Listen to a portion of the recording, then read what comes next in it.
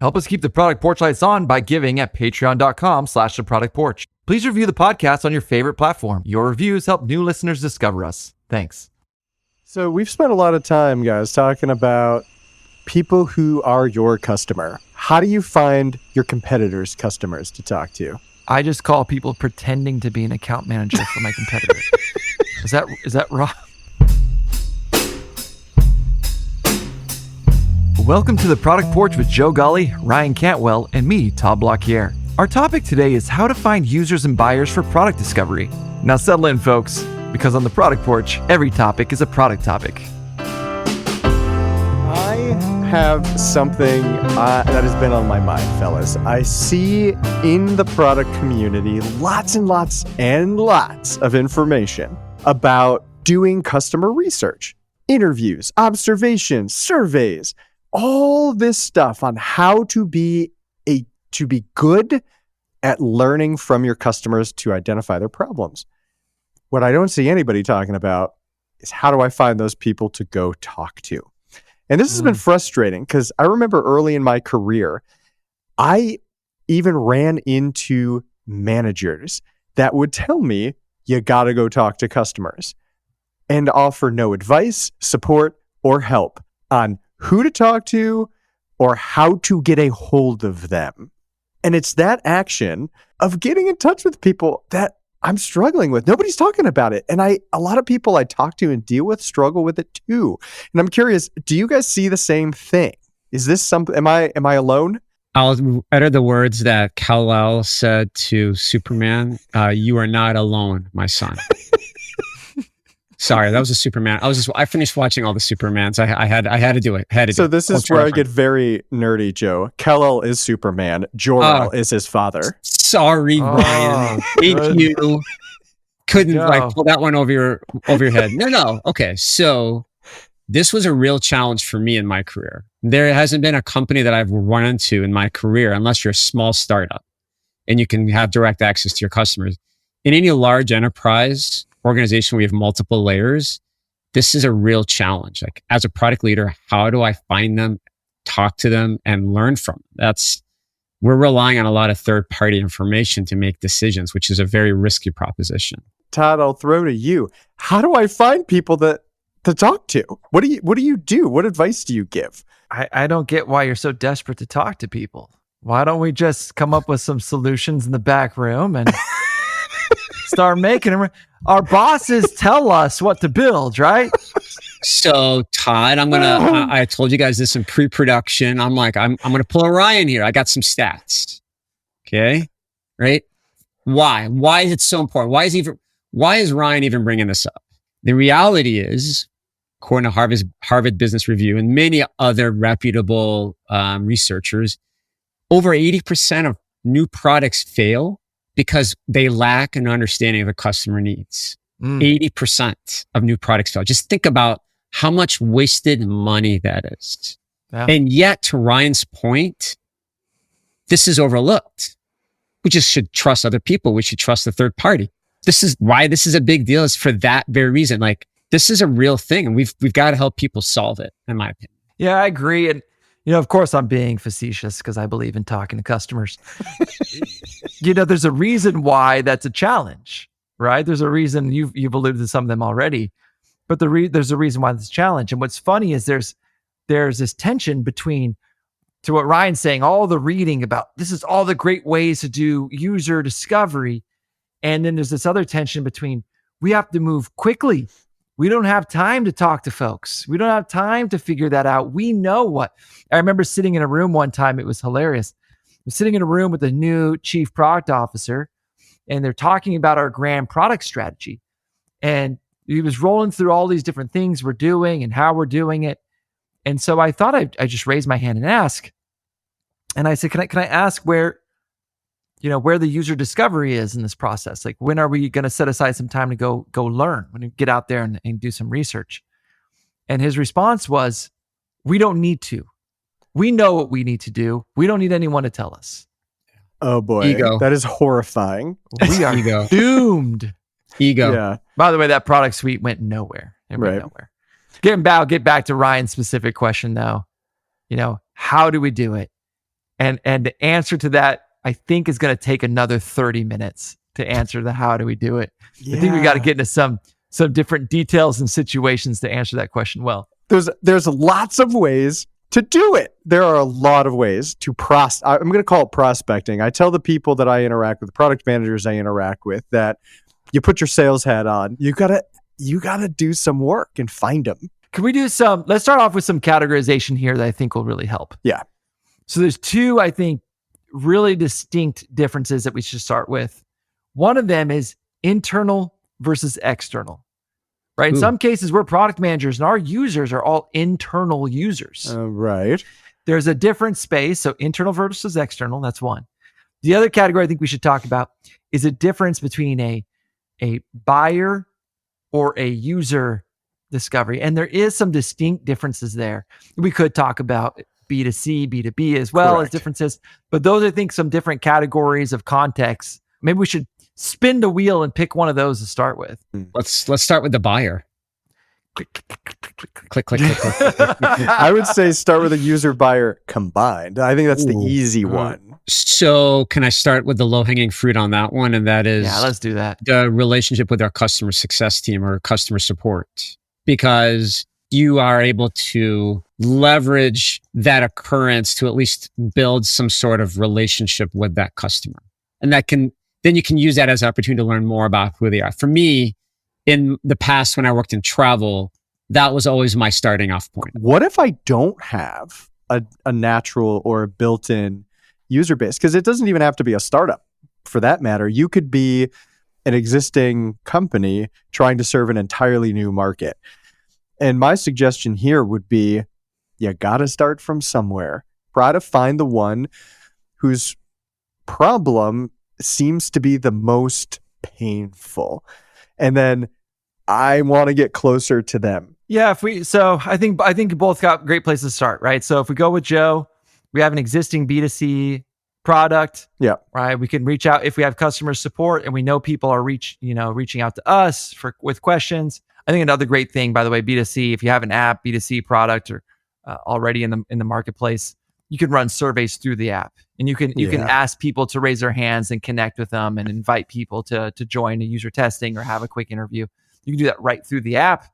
You can even offer, you can do email marketing to that group. You can give them, offer them a little gift card or something to participate.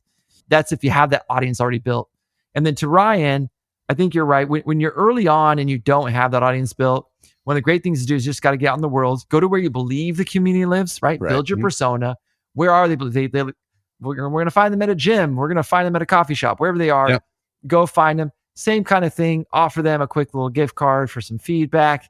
Social media is a fantastic place to do that. Yes. Because you can go on social media. I mean, I used to leverage Facebook. I don't think Facebook works the way it used to, but especially when Facebook groups are really common, really thriving, that was a great place to dig in and find people. Reddit is some place you can go for that. Both of those have worked for me. Built around communities. And then I'll throw one more at you. There's different kind of vendors that offer, that will actually go out and do that if you want to pay for it. One of them I've used in the past is called Respondent.io. And Respondent.io, you build your survey, build your profile, and then serve it out there. And people kind of self-identify and say, oh, that's me. I'm the lonely person who lives in an urban area. And they self-identify, they fill out your survey, and then you can screen them and decide who you're going to pay for that feedback. So those are just like, I'm throwing them off really fast, but those are just some ideas in a B2C environment that could work. Let's talk about B2B. Yeah, Joe, you kind of immediately went there when you said, let's talk about the buyer. Tell us what's different about B2B. Well, I mean, you have somebody that acts as the proxy on behalf, and in some cases, right? So when I worked in fintech, I worked for a large financial services company, wealth management company, and my customer was the end user, but I couldn't reach out to them because the financial advisor owned the relationship. So we were forbidden to talk directly to the customer, which I understand, but it made it really challenging because in a lot of cases, we were doing things based on what our competitors were doing, and we weren't really listening to what our customers wanted, right? They didn't want us. They perceived us as a risk, as someone that could have a negative impact. And I always took that as the reason for that was they didn't understand the why behind why I was asking the questions. They just thought I was just being nosy or I wanted to ask some questions. They didn't know the why behind it or what the value was. So Joe, I completely agree, right? It starts with the problem. You've identified the first problem. We have people who don't understand the value of what we're doing, and they're gatekeepers. Correct. They stand between you and the customer that you want to interview. Yep. I'd love to hear from each of you. Like, have you gotten around this before? Have you done that before? I'll tell you my quick tale. The first one that comes to mind is the sales team. The company that I worked for had a sales team that was incredibly protective of their accounts. They literally would call them, that's my account. You can't call my account. To like, they would say those words. It was terrible, to the point where I would ask them, hey, I need to find somebody like this so I can have a conversation with them. They would not let me do it. They would just say, well, no, I'm working on a big deal with them, Ryan. You can't disrupt or interrupt that. I can't let you do it. And it's like, well, this has nothing to do with your big deal or renewal or whatever it was that was going on. The first thing I did was, instead of coming in hot and ask for, all right, give me the contact, I'm going to go talk to him. No, it's just like, hey, I just want to know what you know. Can I come along on a few of your calls? Just, can I listen?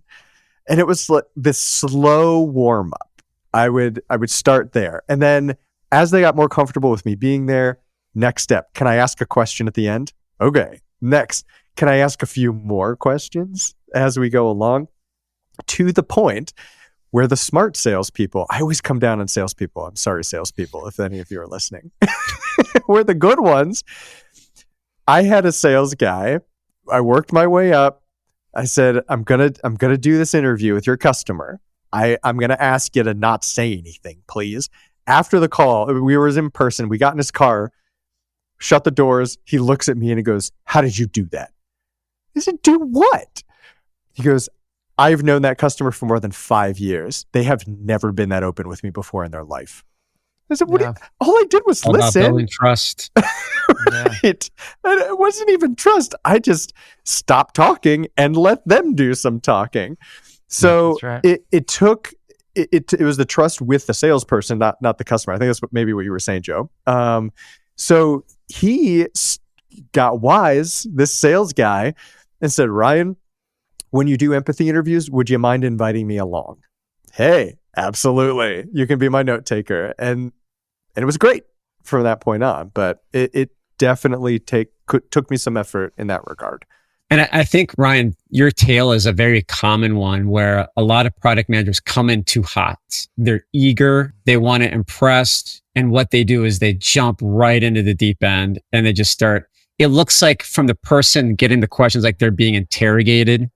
They're not comfortable. They don't know why you're doing it. They don't have the context. And so immediately, and this happened to me when in one of the other companies, everyone just kind of buttoned up because I came on too strong.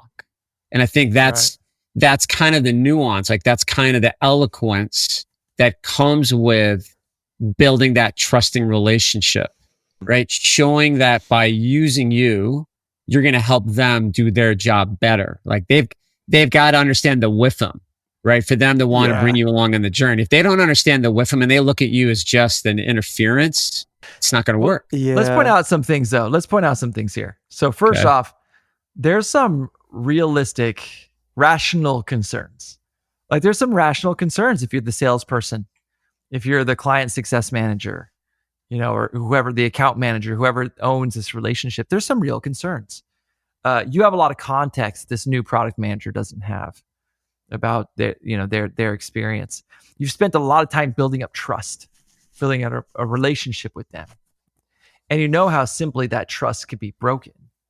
It can be broken very easily. I mean, we've all been on calls where a coworker has said something that they should not have said. We've all been on those calls where someone says something and you go, oh, I was on a call once. We invited a junior engineer to come on a call, and which is okay if you prep them well. I always say it's like bringing a wildcat into the office. You have no idea what the wildcat's going to do. So you better keep that cat in your cage, if that's what you're going to do. You bring an engineer to a sales meeting, it's risky. And this one at one point just said, like, I don't know. I don't know what you do there. And it's like, wow, we sound really bad right now.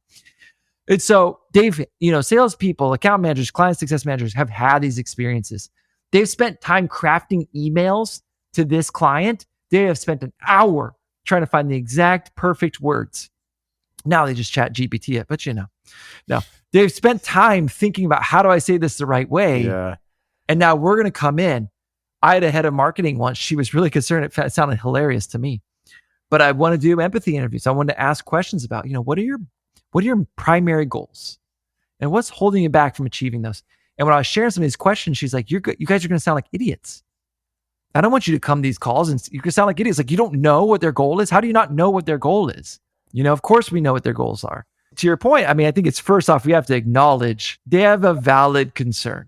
I think it's a valid concern to be nervous about someone new coming and talking to customers, especially think about the product perspective, how we do it too. We tell them, we just want to ask them some questions. And they're thinking, what? I invest so much time to try to get a meeting with them so that I can sell them something new and we make money. Yeah. Or so I can solve their problem and they give us a good rating. And you want to just chill with them and ask them questions? It is so critical, the slow process. That I took that experience to another job. And so in that role, we used to do annual conferences, like show and tell, where we would show our new products. We would invite all of our dealers and the technicians to come. By building those relationships slowly, by the time they came to our event, they knew who I was. And in those settings, they're going to say way more. They're going to be way more comfortable. They're going to be with their spouse. They may have a cocktail in their hand. They may grab you after the event and say, hey, I want to talk to you about X, Y, and Z. And so it's like, you have to understand that it's a process. It took a year. Todd, I had to laugh. Nobody uses Rolodexes anymore, but I still call it a Rolodex too. You're building a Rolodex of contacts. It's like a snowball. I hate myself for saying this. A flywheel, because everybody uses a flywheel for everything. It's like a snowball rolling down a hill, where it's going to be slow at first and it's going to take time, but as it builds momentum and as you get more things, you build a network of people, and it becomes easier to find others like them as time, energy, and effort are put behind it. You both said some good things with what you did. I just want to call them out, and I think there's a few steps here. In you want to get past the gatekeepers. You want to get past them to get to your customers. First, acknowledge the concerns of those gatekeepers are valid. Yep. If you ignore that and get frustrated with it and you just think they're dumb, you're not going to win them over. And I'll tell you this has happened to me in multiple roles. When I came as a director of product management to a new company, I thought, well, I'm a director of product management. Now they're just going to give me a Rolodex and I'll talk to anyone. Nope. When I came in as the head of product, I'm the head of product now. No one can tell me no. Nope. I learned right away it's the same. It does not matter what your role is. So understand it's a valid, or else that's just going to get in your way. The next thing you guys said that was right, that I think is really important, is you talked about you're going to have to start small. Yeah. Start by inviting yourself in as a listener, right? Go and invite yourself in as a listener. I think that's an ideal thing to do. Join some calls, be willing to listen, right? Demonstrate that you're willing to learn from them. Another thing I don't think you did say that I think is really important, you need to teach.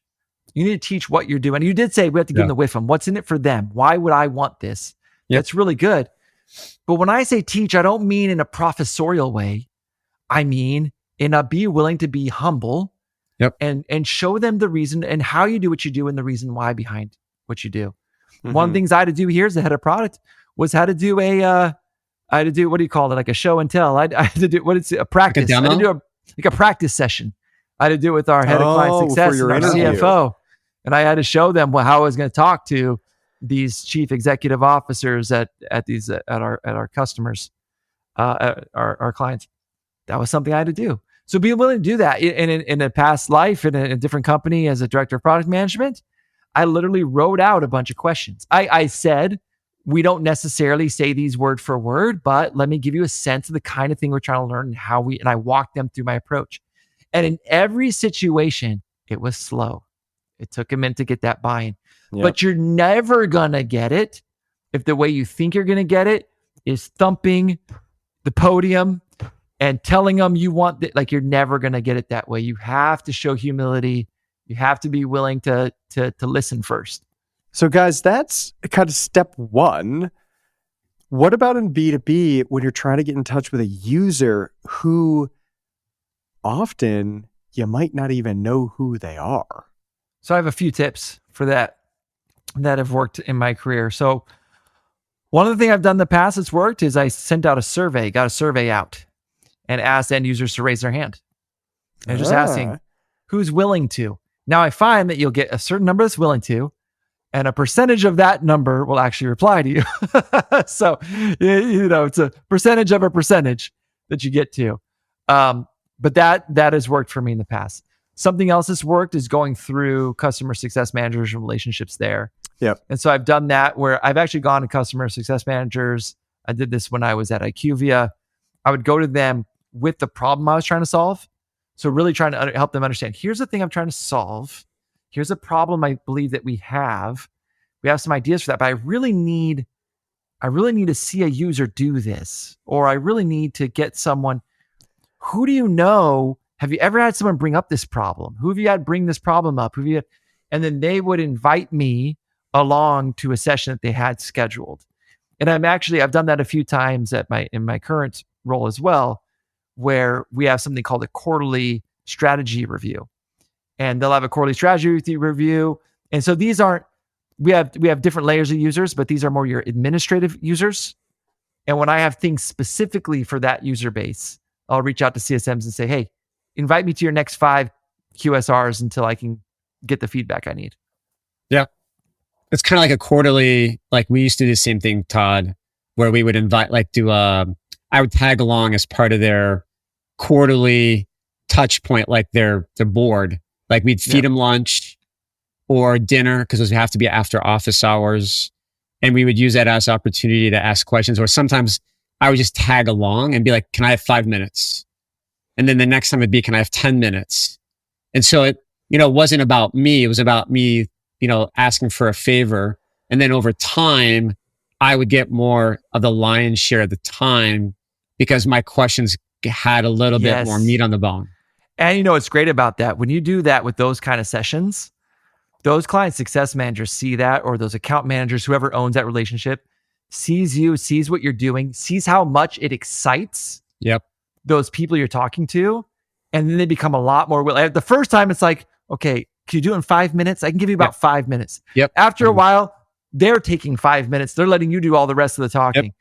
And it's because they see that value. And this is something I tell people often when I first am trying to get people to let me talk to users and have those conversations. One of the things I tell them often is say, they're going to enjoy it. They're going to like it. And they'll say like, well, no. I say, no, listen to me. There's one thing that we know about people. People love talking about themselves. Absolutely. Yeah. People love talking about themselves. And I'm going to go and they're going to think I go home every day with these problems I experience at work and I can't get my spouse to listen. And then I'm going to go in, I'm going to say, tell me all your problems. I want to hear them. And when they tell me, I'm going to say, oh, really? Tell me more. And I'm going to be the most interested person in the world that they've ever spoken to about their job. They're going to love it. What's the value in doing all this? Like we talk about how to do it. How do we find them? Right? The nuances, the patience that we have to have, right? But what's the value in doing it? Like why should companies be willing to allow this? Why should leaders of product managers, why should people in sales, why should people on the support team, why should they be more open-minded to this? And this is the stat that really caught my eye was this one. And that was Gartner research shows that companies that invest in upfront discovery save 20 to 30% in development costs compared to those who skip it. So, right? Like, I feel like that's important. Like that's a nugget you need to have in your back pocket. when you're trying to get your internal folks to go along with you in this journey, so they don't look like you're just creating noise. You're like, hey, I'm trying to get us to faster delivery of value. So the more I can find out, the more I can kind of eliminate some of the other stuff that's not needed and getting quickly to delivering value. So you know what's funny about that, Joe? So this is the way my brain works. Almost everything I'm saying, I'm teaching. That's how I feel. So when I introduce myself in a company call, no matter who's in the room, if it's a salesperson, customer success person, whatever, whoever's in the room with me, when I introduce myself, my role, I say the same thing every time. I'm the head of product for BetterRx, and my job is to continually add value to your life. That's what I'm doing. My hope is that every year after year, things are just better for you because of your relationship with BetterRx. And that's what I do. That is my little way of teaching my coworkers that my job is not to build features and to get some new product stuffs out. My job is to add value. I use this whenever I start off a discovery call. I use this intro. So no matter who's in the room with me, they hear me use this intro. And then I say, and that's why I want to talk. I have some questions for you because I want to learn. The more I know about you and your life, the better chance I have of adding value. And so that's my little way of, in my introduction, letting everyone know this is the value of product. This is what we do. I'm writing that down just to let you guys know. I was going to say, Joe, you immediately started writing that down. I started writing. I'm like, that is freaking brilliant, Todd. Thank you. That is good. No, but it's right. How quickly can we deliver value so that we know what to build next? Yeah, right. Exactly. Yeah. And I know this is not part of this discussion. I just want to call us out. I know it's not part of it, but that little tip, if you had a little tip thing, bing, tip. Another little tip here is you want to continue getting that buy-in and improve your chance of getting to speak with users some more. Make sure you do that back end work. You got to share those learnings. That's you right. got to go share 100%. Them out. I learned this. I learned that. I learned we shouldn't do this. Hey, something, you know what's funny? I can't tell you how many times in a meeting when I'm new at a company and I've just started talking to users and I want to share something, and I'm a little nervous too because I think, man, everyone already knows this, but I'll say it anyway. I just want to share something I learned. You guys probably already know this. I'll usually say something like that. You already know this, I'm sure, but I learned this and I'll share it. And without fail, people who have been at the company for years will be like, oh, I didn't know that. And it's unbelievable how much learning can be gathered through those quick conversations, new things that nobody knew, and how much value that creates. Yep. So we've spent a lot of time, guys, talking about people who are your customer. How do you find your competitors' customers to talk to? What have you guys done to get in touch with people you do not have relationships with? I just call people pretending to be an account manager for my competitor. Is that wrong? No, I'm just kidding. No, you're not. Oh man. Oh man. Yeah. Hey, I'm wearing the eye patch. I thought I'd go full pirate. Yeah, for our audio podcast, Todd's talking about his visual. He's wearing an eye patch. Not because he wants to, but because he has to. I've gone to my competitors' conferences and acted as a user. And acted as a user. Okay. Yeah. How are they going to know? What I'll tell you a few things I know. So to get in touch with non-customers, this is where I find the difference between buyer and user to be distinct. Yeah. Typically, your buyer at a company is going to be someone who's more senior, right? If they're making the decision, if they're signing the contract, they're a senior person. Sometimes you spend very little time with them. They only enter the scene at the 11th hour. The influencer in a B2B situation does all of the actual buying up until that 11th hour when the buyer stops in the room and decides whether or not to put their name on the contract. They look and they go, maybe I'll throw it away. Maybe I'll write my name, and you just wait in suspense to see what happens. But here's a key difference between the buyer and the user if we think of them that way. Sometimes we are prone to say when someone's more senior, they got a big title, they got a C in front of the title. We'll say things like, their time is really valuable. Here's what I've learned. Everyone's time is valuable. If you're working full time, your time is valuable. You only have so many hours in the day. Right. What I've learned the difference is with a lot of experience, people begin to recognize that their time is valuable. That's the difference. So why does that matter? When you say talking about getting to non-customers, why does this difference matter? Here's why. If I'm reaching out to an end user at these companies, they don't have maybe as much experience yet. They don't realize yet that their time is so valuable.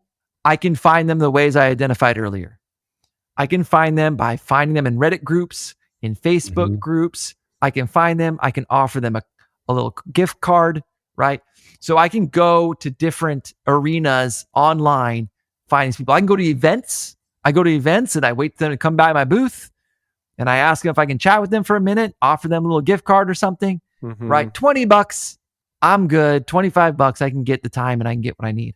Buyers who are not your customers, these are the people your salespeople are desperately trying to get a hold of. And if they're C-level, they're not getting those conversations. Right. Here's what I've learned. There are guerrilla style ways of doing that. And we could talk about those if we want. But at this point in my career, I have relented. The best way to get a hold of them, pay for them. Really? The best way to get a hold of the buyer, because the thing is, like I said, they recognize how valuable their time is. They don't want a gift card. They don't want to talk to you at an event. Yep. They're not going to answer to your outreach on LinkedIn. They're not going to answer to that. They assume you're a salespeople. And by the way, there's a lot of people on LinkedIn right now that have technology titles that are really just glorified salespeople. So they're used to that. I have relented. And a lot of different industries have industry-specific recruiters. There's one that I use called Guidepoint. I use Guidepoint. There's different ones. There's lots of Alpha Sites. There's another one. There's a lot of different kinds of companies. And this is all they do. All they do is source the right persona for you. And you pay. And it's expensive. It's expensive. But I'm telling you, at this point, I've relented. It is worth it because I can burn weeks. I have burnt months tracking down 2 buyers at a C-level to speak with. Yeah. When I have used one of these sites, I've gotten 5 in a week. So Todd, you were saying expensive. Like, I don't want that to scare people. Expensive. Because expensive, though, think about the time you would waste and how much would you pay for that learning? Well, so that's the thing, right? Most recently I tried this in the guerrilla style, and that's what I did. I think I spent about 3-4 months and spoke to 2. Yep. And then I came back, was able to show that ROI. Hey, look, a lot of effort. And here's the other thing too, those touch points, very hard to keep track of your learning when you have one data point here and then a month later you get a second data point. Exactly. Very hard to get any real learning. But once I turned on that faucet through a vendor, I got 5 in a week. Boom, boom, boom, boom, boom. Got my findings. Yeah. So I think it's well worth it. And I think that's the point I'm trying to make is despite it feeling expensive, it is worth every penny. That is money. Because if you don't do that, Joe, you had the stat. Think about how much more you would spend in developing the wrong thing. Rework. Yep. Right. And it's so all the expensive. Wasted meetings, the internal inefficiencies. I mean, it pays for its. I mean, I'd be interested offline, like what expensive means, but I bet it's still a higher ROI than the work you would spend or waste doing some of that on your own. But to Todd's point, I think the only reason why, and correct me if I'm wrong on this, Todd, he did try it. He tracked his hours and he said, okay, I spent this amount of time. Right. This is my ROI. Yep. Right. So it wasn't like opinion based. He's like, okay, I tried it. Now we're going to try it this way. Look how much more I can get in a week or in 2 weeks. Like you still have to, I don't say suffer, but you've got to have the data to justify even the investment that you would have to make. Yes. Otherwise it just would be opinion and somebody like, no, you just need to try a little harder.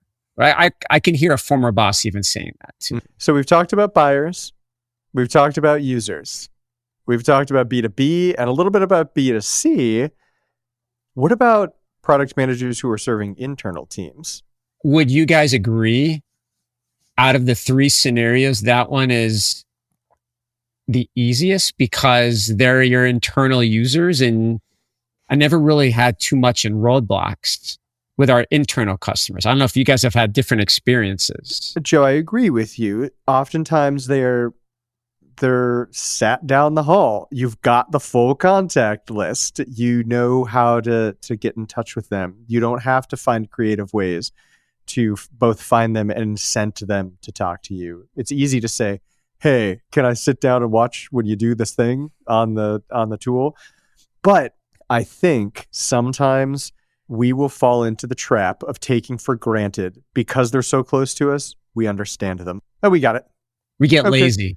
We get Yeah. lazy with that customer base. But I agree. there is also the hidden value that's delivered through them to others that could be an external customer, could be. So putting together the complex ecosystem of how things are happening is really important here. It's not as simple as, oh, I'm going to go talk to the person who's used the software and then find out how it goes. Because I think you got to dig a little deeper than that to find out where all the touch points exist. And that takes real work. Well, it's interesting is there's actually some potential landmines from just going right directly to the internal user. Yes. And the truth is, I'll point out a couple of them. One of them is you're going to really frustrate their manager. They can see it as a distraction from that person's day-to-day job. Yeah. There's often a gate there that you didn't know there was, and you have to go through the same process that you did with the external user and have people know this is how I'm doing it. This is why I'm doing it. This is what it's used. This is what I'm going to ask. This is what I'm going to do with the information. Like a lot of times I've had to go through the same gates. The other challenge I found that's a little unique is those internal users have a different kind of skin in the game. There is a temptation to allow them to do the solutioning for you. Oh, totally. Yes. Because they're internal. Oh, You can just start asking them what they want. They say what they want. You go deliver what they want. Your Yes. job is now a messenger between them and the development team. What you don't want to turn into is a short order cook Right. for that person. They're just going Right. to think you're an order taker. right. Because this is where it gets real weird, right? On an internal team, the person you are serving could be in the meetings with you when you're talking about solutions, where your users and buyers often aren't. Right? They could They're just also be senior to you at your company. yes, Very true. very. But a lot of much. the rules we talked about still apply, right? Totally. So if you do Yeah, a you good, don't skip good over job the of rules. understanding what they're doing. Make sure you get the buy-in from their management, their groups. They understand what you're trying to do. Teach them about that. And so a lot of those rules we discuss apply in internal as well. You just have to be focused enough to recognize it. Just because it's easy Yeah. doesn't mean you can avoid the rigor that you would usually go through. And that's where anchoring to a business outcome more often than not can be really beneficial, right? So for those internal teams, trying to keep track of what efficiency are you creating, what cost are you saving, what time, which thing are we trying to influence most? And that kind of brings people back, I think, to that home base when we're working with those internal teams. Okay, I got a fun, quick lightning round game that we could play. Yep. Right before we go into our takeaways. So this was fantastic. I love this topic, Ryan. This is great. We've been talking a lot about the how. How do we get to users? Things that people Yeah. haven't heard and some of the things. But just for funsies, because we love it. Funsies. Why don't we throw out lightning round here? Throw out some of our favorite questions to ask when we're interviewing customers. Mine is walk me through the steps you took to complete Joe, I was this. going to do it first. Just walk me through the steps. Just Well, walk me tell through me it. about the last time That's a you great fill one. in the blank. Yeah, just walk me Yeah. through it. It's as simple as that. Todd, do you have one? Yeah, one of my favorite questions to ask is how do you measure success? Ooh. And you How learn do what you they're measure- that's when you learn what they are going to consider they're good.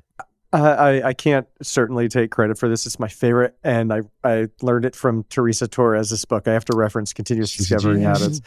But Great book. yeah, it's the psychological trick of tell me about the last time. The last when. time. Yeah, not all the times, or tell me when it's frustrating. The last time that Yes. something happened or you did something. It's so much easier for people to recall, and then you can start to dig in more deeply as you can Follow up talk to about- that. Let me give a probe there. Follow up to that one is because they're going to tell you about the last time. I always love to ask, so is this common? So the last time, is this common? Is this how it usually goes? Because then you Yep. might sometimes you'll get a Actually, no, this one was really weird. And usually this is what happens. And it's like, it's a good thing you asked that question. So I usually like to ask that and they'll be like, yeah, that's pretty much how it usually goes. So guys, I have a couple more answers. This is my wheels are turning. Or one of my favorite ones, and this goes back to the bias thing, was if I heard something that sounded a little painful or problematic, I would say, on a scale of 1 to 5, tell me how painful that is. So I wasn't making the assumption of, ooh, that sounded painful, therefore I think it's painful. No, tell me, what is it? And they would tell me. And I got to tell you, 9 times out of 10, what I would have labeled it was different than what they labeled it. Oh, I've gotten that so much. Yeah. The way they were describing it, I would have thought it was a 5. And then asking them to tell me how painful it is, they're like, yes, it's a 1, it's a 2. It's not just that big a deal. Just confirm it. So here's my favorite thing to ask. Are you ready? Yeah. Here's what it is. Did you catch it? Oh, you're such a nerd. Oh, now I got to edit that. And I got to leave that pause in. Even the uncomfortable pause. Don't say anything. The human mind hates silence. Just let them talk. Let them talk. It's true. Yeah. Another one of my favorite ones to ask, I've started doing this. I've heard some crazy things, is after the end of an interview, I'll say, so I've really enjoyed this conversation. Thank you so much. Give me a lot of insights. Is there anything I should have asked you? Ooh. Yes. I think People that's a good bring one. What up am I all not? sorts of random, just all sorts of stuff that I'm just like, yeah. Yeah. What should What I be asking you? What else should I be asking? That, I've I had people love tell that me. one. I've had people tell me, I was surprised you didn't say, I was surprised you didn't ask. I was just watching a show with my wife recently, and they were playing it as a joke on how to talk to somebody. You literally repeat back the same words that they're saying to you. It is true though. If you just repeat the last thing they said, they'll continue talking. It's like waving a magic wand. I don't know why or how it works, but it works. Was that a show on Netflix by Yes. chance, Ryan? Oh my God. I know exactly what show you're talking about. Yeah, it's called Nobody Wants This. So Oh my God. It's so good. It's so good. I think I want to watch it again. So you're going to watch it again? So my wife watched it and then I watched it with her. Wait, Karen watched it with you? Karen? Oh yeah. So do you realize what we're doing to you? Yeah, you're making fun of me. Yes, you are. No, we're repeating back You're what you repeating say. it back. I know. I used it and it worked. I was It did. testing it out. Brilliant. All right, guys, we should get into our key takeaways. I'll go first. All right. At the end of the day, empathy is the foundation of great product management. Yes. And this leads into my key takeaway is don't be intimidated. Don't let the effort of finding people stop you from doing it. Just do it. It's not going to be easy. Todd accused me once of Ryan says it's too easy to find customers. And that is not true. I don't believe that. It is hard, but it's what you do. You got to go through the effort, get the snowball rolling, and collect contacts because it's how you do the empathy. Okay, so I think this has been implied throughout the podcast. I just want to state it directly. You're anxious to do the right thing. You're anxious to do the right thing. You're anxious to go learn. You're anxious to prove yourself as a product manager at your company. Your goal is not to just get to users at all costs, burn down the building to get there. No. That's not true. Yeah. Give yourself a break. Take a breath. Establishing these processes in a place where it's not common takes time. You'll get there. All right. Well, this was fantastic. What a great topic, Ryan. Oh, man. It's one of my favorite things. I appreciate you guys. I was excited about this one. I'm excited about all of them, but this was a lot of fun. I wish I could have listened to this podcast about 15 years ago. I know, right? We all could have. Yeah. All right, gentlemen. Till the next time, I'll see you on the porch. That's right. Next time, guys. Thank you for joining us on the Product Porch. We release new episodes every 2 weeks. You can also find us on LinkedIn for more content. We offer a special thank you to AJ and Jack Blaquiere for the music. The views and opinions expressed by the hosts of this podcast are their own and do not represent nor necessarily reflect those of their employer.